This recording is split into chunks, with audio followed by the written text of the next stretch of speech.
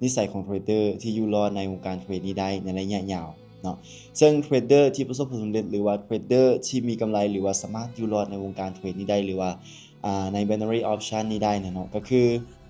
อเขาเจ้ามักจะมีนิสัยเป็นของตัวเองเนาะเขาเจ้ามักจะมีนิสัยที่เขาเจ้าเฮ็ดเป็นประจำนิสัยที่เขาเจ้านั้นบ่เฮ็ดก็คือบ่ได้เลยก็คือมันต้องเฮ็ดทุกๆมื้อเนาะนิสัยเหล่านี้ค่อยเชื่อว่ามันต้องมีหลายๆคนสำหรับเทรดเดอร์ที่ว่าสามารถสร้างกำไรได้เลยก็เทรดเดอร์ที่อยู่รอดในวงการเทรดนี้ได้ในระยะยาวหรือว่าประมาณ2ปี3ปีขึ้นไปนะเนาะส่วนหลายมักจะมีนิสัยเหล่านี้เนาะ1ก็คือนิสัยการบริหารเงินและการบริหารความเสี่ยงเนาะก็คือมันจะติดโตเลยเนาะการบริหารเงินการบริหารความเสี่ยงนี่ก็คือมันจะติดโตเวลาใดที่เข้าไปเทรดก็คือจะรู้จักการบริหารเงินโดยอัตโนมัติเลยเนาะก็คือแบบเข้าไปแล้วเห็นเงินปุ๊บเห็นเงินของตัวเองว่าเฮามีเงินเท่าใดในมื้อนี้ก็คือจะรู้จักการบริหารเงินรู้ว่าเฮาเดินเท่านี้มันปริมาณเท่านี้เฮายอมรับความเสี่ยงได้เท่านี้ก็คือเขาเจ้าจะรู้ในทันทีเลยเนาะและนิสัยที่2ก็คือมีวินัยเนาะเทรดเดอร์ที่ว่าสามารถสร้างกำไรได้หรือว่าอยู่รอดนี่นะเนาะส่วนหลายจะมีวินัยเนาะเขาเจ้าจะมีแบบนิสัยที่แบบมันติดโตเลยเอิ้นว่ามันติดโตเวลาที่เขาเจ้าได้ตามเป้าที่เขาเจ้าเทรดปุ๊บเขาเจ้าจะหยุดเนาะเขาเจ้าจะบ่ได้โลภเขาเจ้าจะบ่ได้คิดว่าเขาจะเทรดหรือว่าจะเอาไปต่อเนาะเขาเจ้าแค่คิดว่ามื้อนี้ได้ตามเป้าแล้วก็พอออกไปใช้ชีวิตเนาะออกไปหาหยังเฮ็ดบางคนก็ออกไปนั่งคาเฟบางคนก็ไปเที่ยวกับแฟนกับอีหยังเนาะ ก็คือนิสัยที่2ก็คือวินัยเนาะเพราะว่าหลายๆคนเลยแหละเนาะที่ว่าอยู่ในวงการเทรดได้ประมาณ2-3ปีขึ้นไปแล้วสามารถสร้างกำไรได้สามารถหาเงินจากการเทรดได้มักจะมีนิสัยตัวนี้เนาะเพราะว่าข้อยเองก็มีคือกันนะเพราะว่าเวลาที่แบบเทรดฮอดตามเป้าปุ๊บก็คือเขาจะบ่อยากเทรดไปต่อเลยบ่ฮู้ว่าเป็นหยังเนาะคือเขาจะบ่อยากไปต่อเลยนะทุกคนคันว่าเขาได้ตามเป้าของเขาก็คือเขาเฮ็ดมันซ้ำๆเขาเฮ็ดมันทุกมื้อเขาเฮ็ดจนมันชินจนมันเป็นนิสัยของเขาไปเลยนะ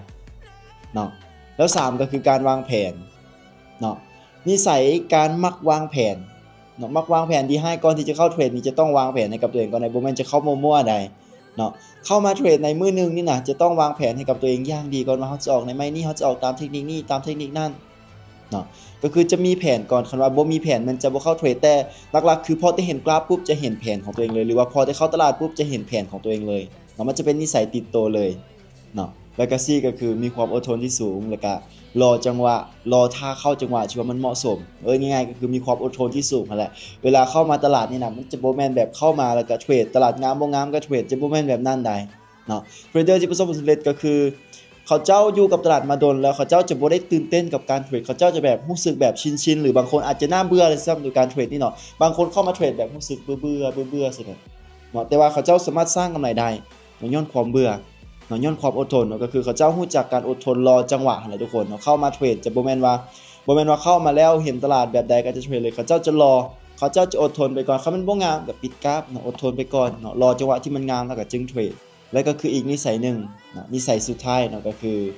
เสาะหาความรู้อยู่ตลอดเวลาพัฒนาตัวเองอยู่ตลอดเวลาให้ตัวเองนั้นตามการเปลี่ยนแปลงของตลาดให้มันทัน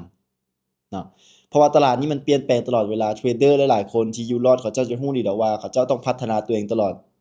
ต้องหาความรู้ใหม่ๆตลอดเพื่อที่จะให้ตัวเองนั้นตามการเปลี่ยนแปลงของตลาดให้มันทัน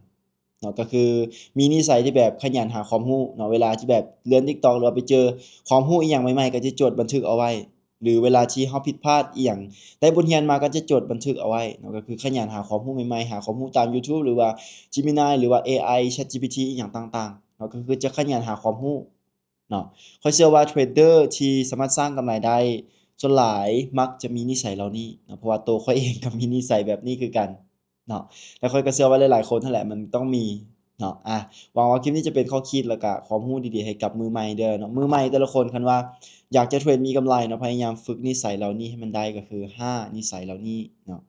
5หรือ6 5เนาะฝึกนิสัยเหล่านี้เนาะบางคนอาจจะมีหลายกว่านี้เนาะบางคนอาจจะมีนิสัยที่แบบหลายกว่านี้เนาะแต่ว่ามื้อนี้ค่อยมายกตัวอย่างให้กับทุกคนเบิ่ง5ตัวอย่างเนาะสำหรับมือใหม่เนาะก็คือให้ฝึกให้มันได้นะเพราะว่ามันสำคัญแรงทุกคนถ้าหากว่าทุกคนมีนิสัยเหล่านี้ติดตัวทุกคนจะสามารถสร้างกำไรจากการเทรดนี้ได้นะแต่อย่าลืมว่าทุกๆการลงทุนมีความเสี่ยงก่อนจะลงทุนก็ศึกษาแล้วก็หาความรู้ให้มันดีๆสำหรับคลิปนี้ก็บ่ได้มาซักซ้อนเพียงแต่มาให้ข้อคิดและความรู้เท่านั้นเนาะอย่าลืมว่าทุกการลงทุนมีความเสี่ยงก่อนจะลงทุนศึกษาและหาความรู้ให้มันดีๆเด้อเนาะกดติดตามไว้แล้วมาเจอกันใหม่กับข้อคิดและความรู้ต่อไปเนาะบ๊ายบาย